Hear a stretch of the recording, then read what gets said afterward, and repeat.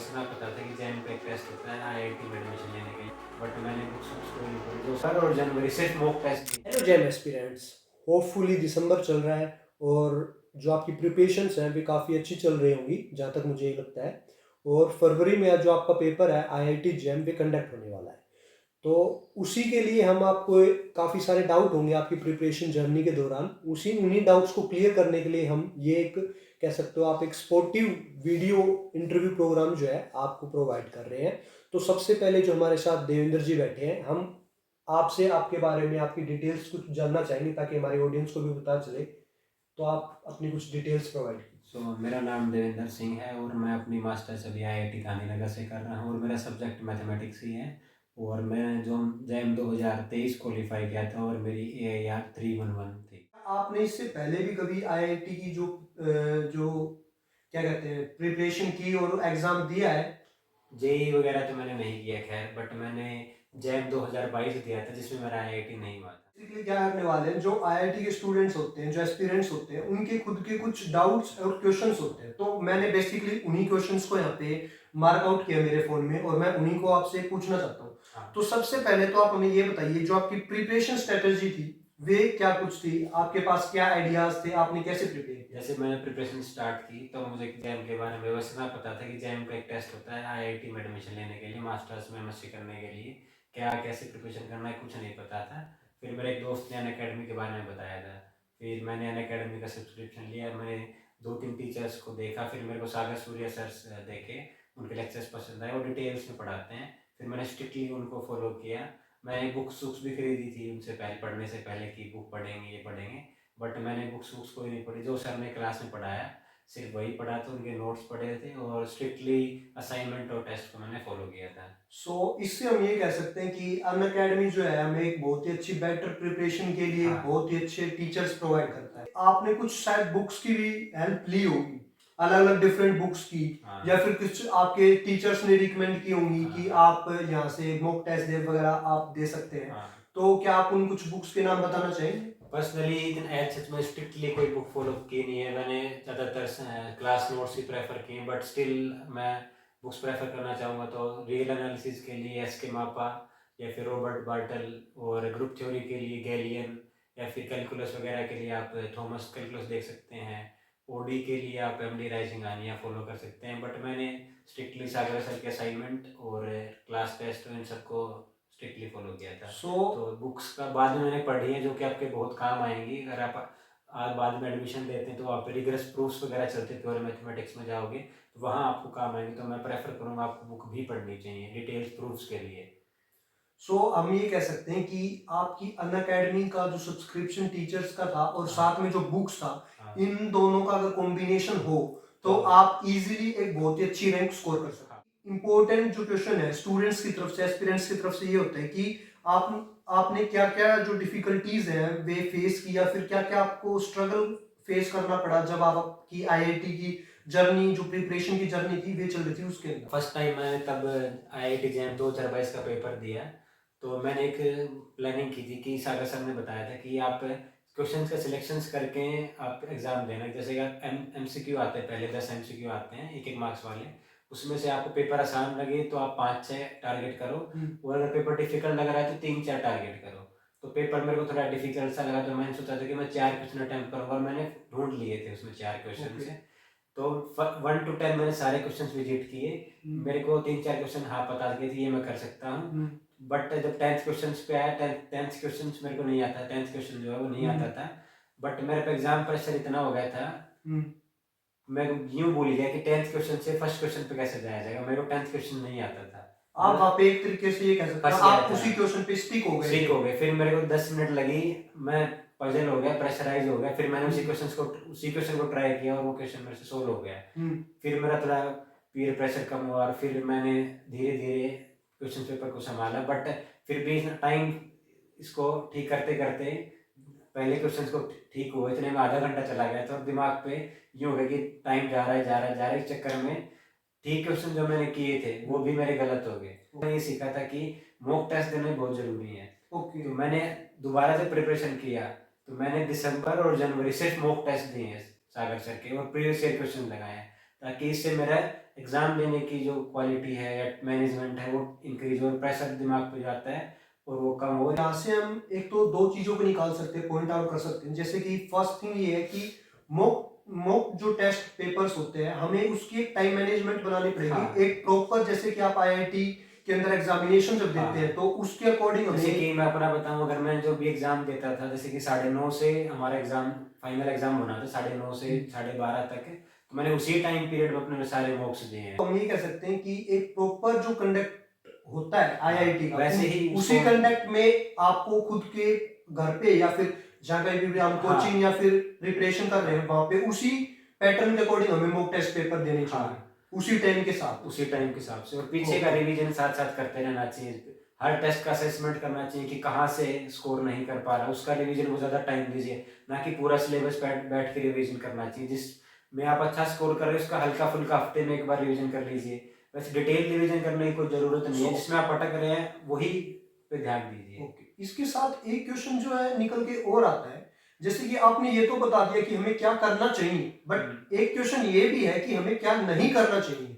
क्या नहीं करना चाहिए, तो सबसे पहले ये बताऊंगा, अपने आप पे जो कई बार सेल्फ डाउट आता है वो डाउट नहीं करना चाहिए। अगर आप अच्छे से प्रिपरेशन कर रहे हैं, मेहनत कर रहे हैं, तो आपको ज़रूर सफलता मिलेगी। तो आप खुद पे डाउट ना करिए, बस जो टीचर गाइड करता है उस गाइडेंस को मानिए, टीचर पे डाउट ना करिए। अगर आप टीचर पे डाउट करने लगेंगे तो आप खुद पे डाउट करेंगे, और आप बार बार प्लान्स ना बदलिए। टीचर अगर आपको बता रहा है, अच्छा गाइड कर रहा है, तो उसको फॉलो करिए। मॉक टेस्ट को सीरियस लिए, मैंने पिछली बार नहीं लिए थे उस टाइम पे 2022। अगर मैं मॉक टेस्ट सीरियस ले लेता तो हो सकता है मेरे पे प्रेशर ना आता, मैनेजमेंट करता तो मेरा 1 साल बच जाता। तो दो पॉइंट आउट्स निकले हैं गाइस। सबसे पहला पॉइंट आउट ये है कि हमें हमारे टीचर पे कोई डाउट नहीं करना कि वे हमें एक अच्छी गाइडेंस और अच्छी प्रिपरेशन हमें करवा रहे हैं या नहीं, उसके ऊपर हमें कोई भी डाउट नहीं करना है। सेकेंडली, हमें अपने खुद के ऊपर भी कोई डाउट नहीं होना चाहिए कि हम that we are capable of doing it और not. So we must be confidence guys. जो नेक्स्ट क्वेश्चन है, है टाइम ड्यूरेशन, या फिर आपको जैसे कितना टाइम देना चाहिए अगर आप एक ड्रॉप आउट हो, और अगर आप ड्रॉप आउट नहीं तो कितना टाइम देना चाहिए। प्लस इसके साथ में एक चीज होती है कि हमें एज एन डे टाइम के आवर से चलना चाहिए, या फिर हमें एज एन टॉपिक्स डिसाइड करने चाहिए कि हमें विद इन इतने टाइम या फिर इतने डेज के अंदर इतने टॉपिक्स कवर करने। तो इसके अंदर आपकी क्या मतलब आपके क्या पॉइंट आउट्स है? पर्सनली मैंने टॉपिक्स को देख के डिसाइड किया था कि ये टॉपिक मैंने इस हफ्ते में करने हैं। हफ्ते का टारगेट रख के चलता था मैं, इस हफ्ते में ये टॉपिक्स कवर करने हैं मेरे को। और आमतौर पर अगर आप दिन में 6 से 7 घंटे अगर जैम के लिए निकाल रहे हैं तो मोर देन सफिशिएंट है। 6-7 घंटे की। और जनवरी में ज़्यादा प्रेशर नहीं लेना चाहिए मेरे हिसाब से। जनवरी में जैसे कि मैंने सिर्फ मॉक टेस्ट देता था और रिवीजन करता था। 3 घंटे का टेस्ट होता था और 2-2.5 घंटे में अपना रिवीजन करता था। उससे ज़्यादा चिल करता था, बस मैं एक्सरसाइज करता था डेली बस। जैसे कि आपने सुन ही लिया है कि इन्होंने एक स्ट्रेटेजी बनाई थी जिसमें ये वीकली टॉपिक्स को डिसाइड कर लेते थे, और साथ में जो है ना एक सफिशिएंट 7 आवर्स देते थे, और ज्यादा प्रेशर भी नहीं लेते, with healthy workout and with healthy food, so that आप क्योंकि कहते हैं ना मन का रास्ता तन से ही होगी। एक जो हमारा पॉइंट है कि आप क्या कुछ इम्पोर्टेंस है मॉक टेस्ट की, और किस टाइप के मॉक टेस्ट हमें देने चाहिए? मॉक टेस्ट आपको जैम्स और जैम के लेवल से ऊपर के देने चाहिए। जैसे कि सागर सर जो बनाते थे जैम्स से ज़्यादा ही अप लेवल के बनाते थे। अगर आप 100 मार्क्स में से अगर आप 50 प्लस कर रहे हैं तो आप बहुत बढ़िया स्कोर कर रहे हैं। तो अगर आप कैसे सोच रहे हो कि 100 में से आपके 20 मार्क्स आ रहे हैं, आप डिमोटिवेट हो रहे हैं। मॉक टेस्ट की शुरुआत मेरी 13 नंबर से की थी मैंने स्टार्ट, जब मॉक टेस्ट किया तो धीरे धीरे इंप्रूवमेंट करते गया। तब जैम का पेपर देते देते 70 नंबर तक मैं पहुंच गया था। तो कंसिस्टेंसी मैटर करती है। शुरुआत में आपके मार्क्स हो सकता है 100 में से 10-15 ही आए, और डिमोटिवेट ना हो कि ये मेरे मार्क्स कम आ रहे हैं। 100 में से 100 नंबर नहीं लाने हमको। हमारा टारगेट होना चाहिए कि हमको सीट लेनी है आईआईटी में, और आपको सीट टारगेट बना के चलेंगे तो बेहतर रहेगा, ना कि आप नंबर बना के चलें। पेपर के हिसाब से आप जज करिए कि इस पेपर में हो सकता है कि 50 नंबर पे आईआईटी मिल रही है, तो आप उस हिसाब के एफर्ट्स लगाइए, ना कि 100 नंबर पे जाना है। तो वो रेकमेंड करूंगा कि आप अगर डिमोटिवेट ना हो अगर नंबर आपके तो कम आए। हम ये भी कह सकते मॉक हैं टेस्ट, हाँ। कि जब जो आईआईटी अपने पेपर्स कंडक्ट करवाती है तो उसका लेवल होता है भी हर साल मेरे अकॉर्डिंगली चेंज होता है। हाँ। कभी भी मॉडरेट होता है तो कभी हाँ। ज्यादा इजी तो कभी हाँ। हार्ड, तो उसके हिसाब से जो कट ऑफ है हाँ। वे भी चेंज होती है। हाँ। तो स्टूडेंट्स को अपनी प्रिपरेशन के ऊपर बिलीव होना चाहिए। हाँ। उनको ये नहीं होना चाहिए कि स्टार्टिंग से ही हम जैसे कि इतने आप मॉक टेस्ट नंबर दोगे, लेंगे। डिफरेंट मॉक टेस्ट दोगे, उसके रिजल्ट्स देखोगे कि स्टूडेंट्स के एवरेज मार्क्स क्या हैं, तो उससे आपको आइडिया लगेगा कि आपका पीयर ग्रुप कैसा है। कि मान मान लो फाइनल पेपर आया, इतना हार्ड डिफिकल्ट लगा, आपको समझ आ जाएगा कि ऑन एन एवरेज स्कोर इतना रहेगा। आपको आइडिया रहेगा कि कितने मार्क्स पे कट ऑफ जाएगी, कितने मार्क्स पे आईआईटी स्टार्ट होगी, कितने मार्क्स क्वालिफाइंग मार्क्स होंगे, आपको सब आइडिया होगा। तब आप मॉक्स दोगे। तो मेन फोकस आपका इस टाइम दिसंबर जनवरी पे मॉक्स पे रहना चाहिए। तो जैसे कि प्रिपरेशन हम कोई भी स्टूडेंट करता है किसी भी चीज की, तो उसमें काफी बार जो है ना स्ट्रेस भी स्टूडेंट्स जो है फील करने लग जाते हैं, उन्हें सेल्फ डाउट भी होने लग जाते हैं कि हम उसे कर पाएंगे, whether we are can do it और नॉट। तो इसके ऊपर आप क्या कहना चाहोगे? जैसे कि आप कंटिन्यूअसली एक साल एक महीने भी लगा लो, कंटिन्यूस अगर आप पढ़ते हो तो आपको उसकी चिंता होने लगती है कि मैं पढ़ रहा हूँ नहीं भी पढ़ रहा। आप कंपटीशन में घुस जाते हो, आप देखते कंपेयर करने लग जाते हो अपने आप को किसी और से। बट ये एक नेचुरल चीज़ है, आपको फेस करनी ही पड़ेगी। बट मैं क्या करता था, जैसे कि कंसिस्टेंसी, अगर मैं एक हफ्ते पढ़ रहा हूँ तो एक हफ्ते में एक दिन फ्री निकालता था।